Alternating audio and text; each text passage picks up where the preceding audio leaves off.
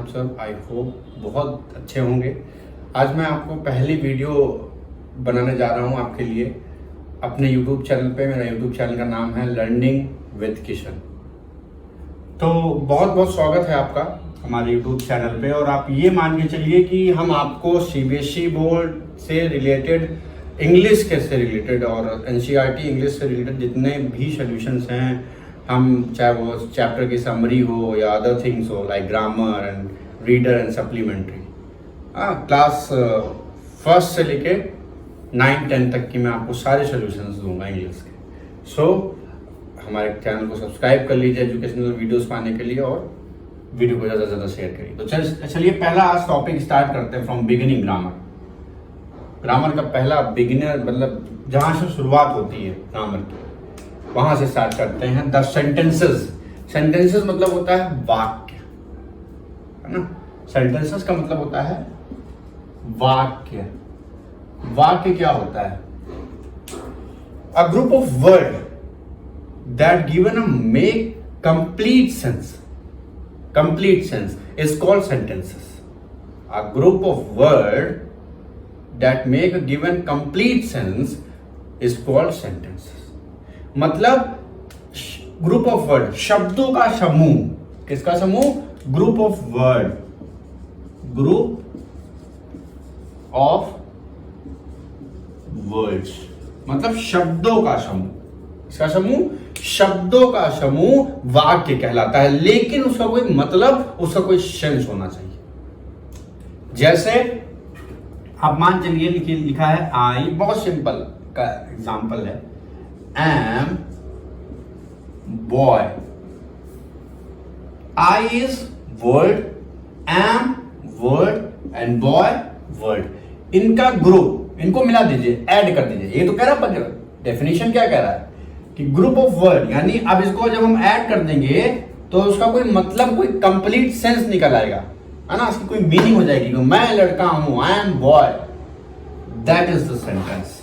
हमने इनको ऐड कर दिया और ये एक सेंटेंस बन गया, एक वाक्य बन गया जिसका कोई मतलब है। आई एम बॉय, मैं एक लड़का हूं।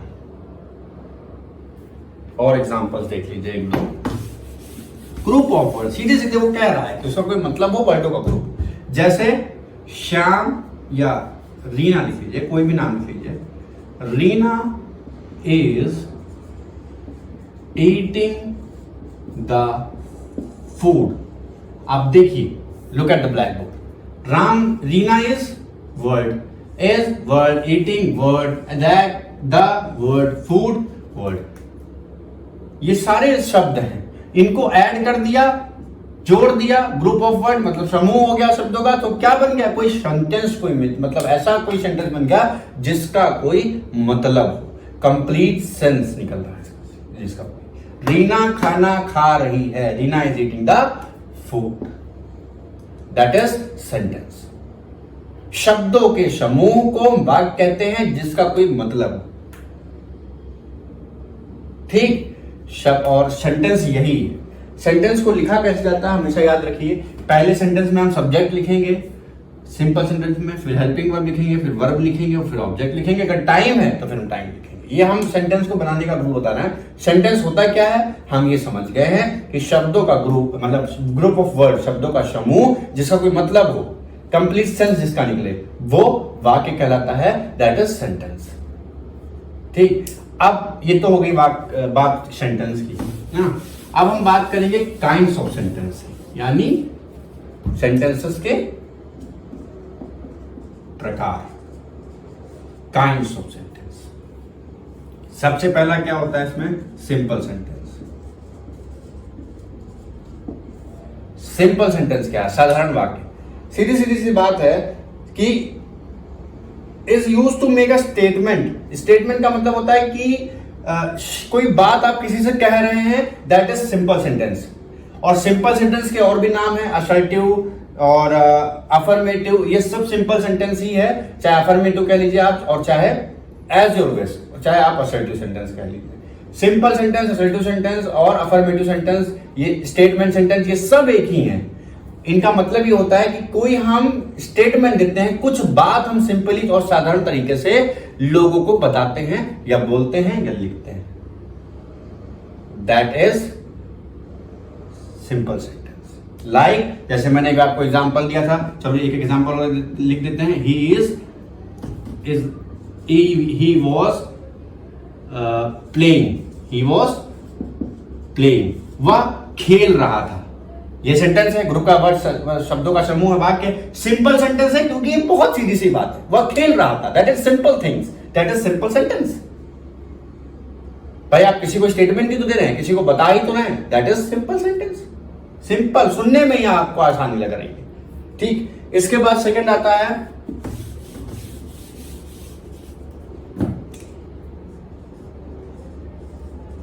Negative sentence. इसके बाद क्या आता है? Negative sentence. निगेटिव सेंटेंसेस में क्या होता है? नॉट लग जाता है। जैसे इसमें हमने लिखा था कि ही लिखा था ना, ही वॉज प्लेइंग लिखा था, यहां नॉट लगा दी। जिसमें नॉट, नाइदर या नो लगेगा वो सिंपल सेंटेंसेस हो, वो निगेटिव सेंटेंसेस होंगे जिसमें नहीं का प्रयोग होगा। कोई भी ऐसा सेंटेंस आपको दिखता है जिसमें नो, नॉट, नाइदर, नॉर जैसे वर्ड यानी नहीं के शब्द कभी नहीं, हाँ, ये सब शब्द आपको सुनाई दे रहे हैं, आपको लग रहे हैं सेंटेंस में लिखे हैं, दैट इज निगेटिव सेंटेंस।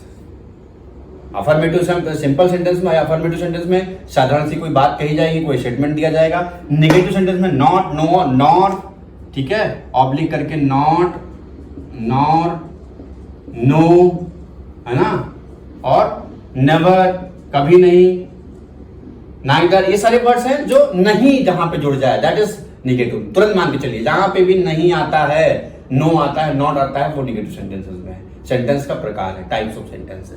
अगला क्या है निगेटिव के बाद? Interrogative sentence. इंट्रोगेटिव सिंपली सी बात है, ऐसे सेंटेंसेस में क्वेश्चन मार्क लगाया जाता है। सेंटेंसेस के आखिरी में हम क्वेश्चन मार्क का प्रयोग करते हैं और इन सेंटेंसेस में हम क्या करते हैं? कोई ना कोई किसी से कुछ क्वेश्चन पूछ रहे होते हैं, कुछ क्वेश्चन पूछ रहे होते हैं, प्रश्न पूछ रहे होते हैं। जैसे मान लीजिए हमने लिखा था ही वॉज प्लेइंग, तो आप यहां लिख दीजिए वाई वॉज ही प्लेइंग, ठीक है, वाई वॉज ही प्लेइंग। अब देखिए ये सिंबल इंट्रोगेटिव मार्क का है, हम तुरंत पहचान जाएंगे कि ये इंट्रोगेटिव सेंटेंस है। वाई लगा है क्यों, यानी हम उससे कुछ पूछ रहे हैं। वो खेल तो रहा था, क्यों खेल रहा था, अब आपको उसका आंसर देना पड़ेगा, दैट इज इंट्रोगेटिव सेंटेंस। आपको उसका आंसर देना पड़ेगा, वो इंट्रोगेटिव सेंटेंस है। यानी किसी भी वाक्य में, सेंटेंस में आपको ये लगे कि क्वेश्चन पुट अप हो रहा है, क्वेश्चन पूछा जा रहा है और इंट्रोगेटिव मार्क दिख रहा है, वो आप समझ जाइए कि वो दैट इज इंट्रोगेटिव सेंटेंस। बहुत इजी है, कुछ भी नहीं। सिंपल सेंटेंस में साधारण कोई बात कही जा रही होगी एक दूसरे से। निगेटिव में नॉट, नो, नॉर या नहीं लगेगा, हिंदी में नहीं लगेगा। इंट्रोगेटिव में क्वेश्चन मार्क और किसी से कुछ क्वेश्चन पुटअप होगा, पूछा जा रहा, ठीक है, ये इंट्रोगेटिव है। इसके बाद क्या है? चौथा imperative sentence. Imperative sentence, imperative sentence में क्या होता है? ये ऐसे शब्द होते हैं जिनमें हम रिक्वेस्ट, ऑर्डर, कमांड, ये सारे हम एक्सेट्रा वर्ड यूज करते हैं। इन ऐसे सेंटेंसेस होंगे जिनमें ये वर्ड यूज होंगे, वो इंपरेटिव सेंटेंस होंगे। आदेशवाचक वाक्य इनको बोलते हैं, आदेशवाचक वाक्य। मतलब या तो हम किसी से, जैसे हमने लिखा please open the door, please open the door, कृपया दरवाजा खोल दीजिए, तो प्लीज ओपन द डोर। अब यहां पे हम प्लीज लगा रहे हैं, देखिए इंपरेटिव सेंटेंस है, हम किसी से रिक्वेस्ट कर रहे हैं, हम क्या कर रहे हैं? रिक्वेस्ट कर रहे हैं, प्लीज लगा रहे हैं। हम जैसे करते हैं go, get lost, go from here, हम किसी को ऑर्डर दे रहे हैं, यहाँ पे वो ऑर्डर इंपरेटिव सेंटेंस में। किसी से रिक्वेस्ट करना, किसी आपको लगे वाक्य में कोई रिक्वेस्ट हो रही, कोई ऑर्डर हो रहा, कोई कमांड हो रहा है, ठीक, मेक दिस नाउ, इसको बनाइए तुरंत, ये कमांड भी दे सकते हैं, ऑर्डर भी दे सकते हैं, ये भी ऑर्डर है एक तरीके से। हमेशा बड़ा अधिकारी हो या बड़े लोग हो वो छोटे को ऑर्डर देंगे और छोटा बड़े से रिक्वेस्ट करेगा। जब आप सेंटेंस में जान लीजिए कि आपका सब्जेक्ट अगर छोटा है, कुछ बोल रहा है तो बड़े से बोल रहा है तो रिक्वेस्ट करेगा, और जब वो बड़ा छोटे से बोल रहा होगा तो वो ऑर्डर होगा या कमांड दे रहा होगा। जैसे कैप्टन क्या करते हैं अपनी टीम को, कमांड ही तो देते हैं, वहां से खड़े हो जाइए, वहां फील्ड करिए, जो भी करिए, सब आप कमांड ही तो दे रहा है, वो कमांड दे रहा है, उसको लोग सब वर्क कर रहे हैं। That is imperative sentence.